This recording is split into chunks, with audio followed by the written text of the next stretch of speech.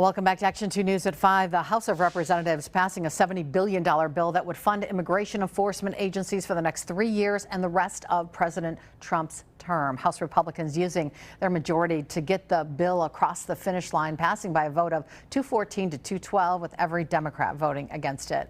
Speaker Mike Johnson says the package is long overdue and insists Republicans are having to fund border security on their own.